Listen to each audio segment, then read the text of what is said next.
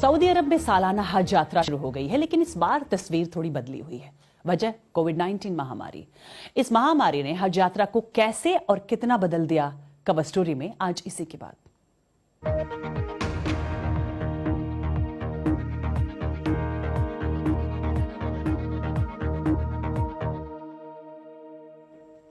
मुसलमानों की सबसे पवित्र माने जाने वाली सालाना धार्मिक हज यात्रा आज से शुरू हो गई है, लेकिन दुनिया भर के लिए डर और चिंता की वजह बने कोरोना वायरस ने हज यात्रा पर भी असर डाला है। इस बार हज यात्रा कई पाबंदियों के बीच हो रही है। मक्का में हर साल जुटने वाली लाखों की भीड़ इस बार दिखाई नहीं दे रही है। बीते कई सालों से हर साल करीब 20 से 25 लाख मुसलमान हज के लिए मक्का में जुटते थे। इस बार अधिकतम 10,000 मुसलमानों को हज यात्रा में शामिल करने की इजाजत दी गई है, लेकिन बाहरी देशों के लोगों को यहां आने की अनुमति नहीं होगी। सऊदी सरकार ने सिर्फ उन्हीं विदेशियों को हज की इजाजत दी है जो पहले से ही सऊदी अरब में मौजूद हैं, और इस साल हज करने वालों में 30% सऊदी अरब के ही नागरिक हैं। हज करने वालों को यात्रा के पहले और बाद में क्वारंटीन रहना होगा और यात्रा के दौरान लगातार मास्क भी पहने रहना होगा। दरअसल सऊदी अरब मिडिल ईस्ट में कोविड-19 से सबसे ज्यादा प्रभावित देशों में है और वहां अब तक 2,700 से ज्यादा लोग जान गंवा चुके हैं। इस साल हज करने वालों को काबा को छूने या फिर उसे चूमने की इजाजत भी नहीं होगी। नमाज और दूसरी रस्मों के वक्त सोशल डिस्टेंसिंग का ध्यान रखना होगा। हज करने वाला हर व्यक्ति नमाज के लिए अपनी चटाई लेकर चलेगा। शैतान को पत्थर मारने की रस्म के लिए भी नियम तय किए गए हैं। एक बार में 50 से ज्यादा लोग इस रस्म में हिस्सा नहीं ले पाएंगे। हज यात्रा को सीमित करने से सऊदी अरब को आर्थिक मोर्चे पर भी तगड़ा झटका लगेगा। अनुमान है कि सऊदी अरब को इससे करीब 12 अरब डॉलर का नुकसान होगा। तेल की कीमत गिरने से सऊदी अरब आर्थिक मोर्चे पर पहले से ही जूझ रहा है। मौजूदा वित्तीय वर्ष की दूसरी तिमाही में सऊदी अरब को 29.12 अरब डॉलर का घाटा हुआ है। तेल से होने वाली कमाई में 45% की कमी हुई और कुल कमाई में 49% की कमी आई। हज यात्रियों की संख्या सीमित करने के फैसले से उन मुसलमानों को बड़ा झटका लगा है जो बीते कई सालों से हज यात्रा की तैयारी कर रहे थे। भारत में अल्पसंख्यक मामलों के केंद्रीय मंत्री मुख्तार अब्बास नकवी ने बताया कि इस साल सुरक्षा कारणों से भारतीय मुसलमान हज करने नहीं जाएंगे। वहीं हज की तैयारी के बाद भी कई ब्रितानी मुसलमानों को भी निराशा का सामना करना पड़ा है। बीबीसी संवाददाता मार्टिन बशीर की यह रिपोर्ट। इस परिवार ने अपने जीवन के एक अहम मौके के लिए 2 साल से तैयारी की थी। ये मेरे मजहब का बहुत ही अहम हिस्सा है। इससे मुझे लगेगा कि एक हद तक मैंने अपना धर्म निभाया है। इसके बिना ऐसा लगता है कि कहीं कुछ कसर बाकी है। सब ठीक होता तो ये परिवार अभी मक्का में होता, लेकिन फिलहाल वो ब्रिटेन के अपने घर में ही हैं। मुझे अच्छा नहीं लग रहा था कि इमरान अकेले जाएंगे, तो हमने तय किया कि हम भी उनके साथ चलेंगे। 2014 में मुझे मेजर हार्ट अटैक हुआ था। अगले साल मैं 40 साल का होने जा रहा हूँ। मेरा इरादा है कि इंशाअल्लाह मैं 40 साल का होने से पहले हज कर लूँ। आपको नहीं पता कि आगे क्या होगा।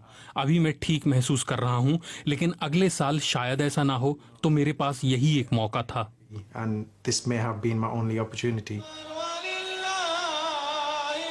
कोविड-19 महामारी ने इस पारंपरिक यात्रा को प्रभावित कर दिया है।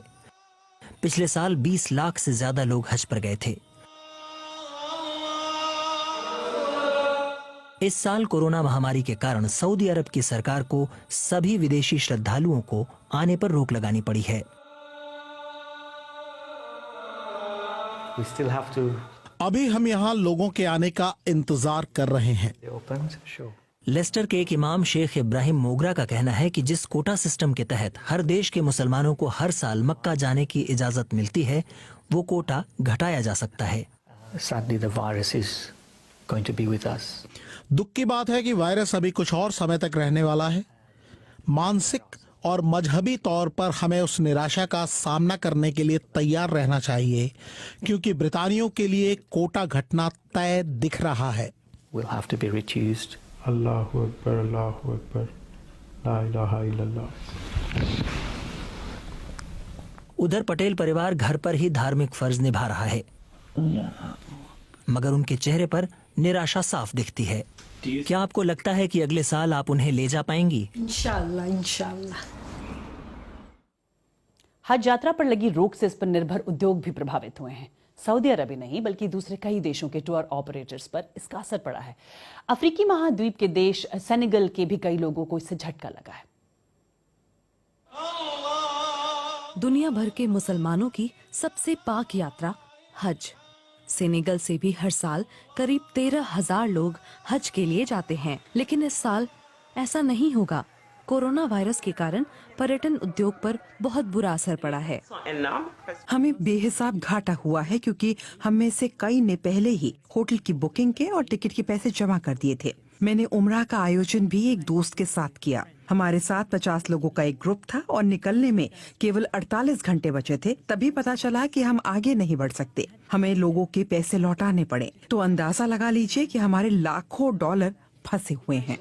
सेनेगल में लगभग 96% आबादी मुसलमानों की है और इनमें हजारों लोगों की नौकरी किसी न किसी तरह से धार्मिक यात्राओं से जुड़ी है।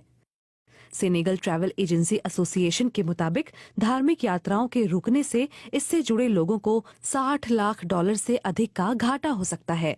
महामारी के कारण इस साल हज पर पाबंदी लगने से छोटे व्यवसाय से जुड़े लोग भी बहुत बुरी तरह प्रभावित हैं। सेनेगल की राजधानी डकार में माओडो मलिक की फूल की दुकान है। हर साल के मुकाबले उनकी इस साल सबसे कम कमाई हुई है। हज के वक्त हर साल मक्का में सामान बेचकर हमारी अच्छी कमाई हो जाती थी, लेकिन कोविड-19 के कारण फ्लाइट बंद होने की वजह से हम बाहर ही नहीं जा सकते। इससे लगभग 30% का सालाना घाटा हुआ है। लेकिन राष्ट्रीय अर्थव्यवस्था पर कोविड-19 महामारी की मार को कम करने के लिए सेनेगल के अधिकारियों ने एक आर्थिक और सामाजिक कार्यक्रम बनाया है। इससे निजी क्षेत्र को करोड़ों डॉलर की राशि मिलेगी, जिससे हज से जुड़े उद्योगों को ऋण के रूप में काफी मदद मिलेगी। हज पर पाबंदी के कारण कई उद्योगों को होने वाले नुकसान के बीच इन लोगों की आखिरी उम्मीद अब ईद से जुड़ी है। भारत में भी इस साल कई धार्मिक आयोजनों पर असर पड़ा है वायरस की वजह से। इस साल पुरी की जगन्नाथ यात्रा में भक्तों को हिस्सा लेने की इजाजत नहीं मिली। अमरनाथ श्राइन बोर्ड ने साल 2020 की अमरनाथ यात्रा रद्द करने का फैसला लिया। उत्तराखंड सरकार ने सीमित लोगों को इस साल 4 धाम यात्रा की इजाजत दी, तो महाराष्ट्र में इस बार कई आयोजक मंडलों ने गणेशोत्सव का आयोजन ना करने का फैसला लिया।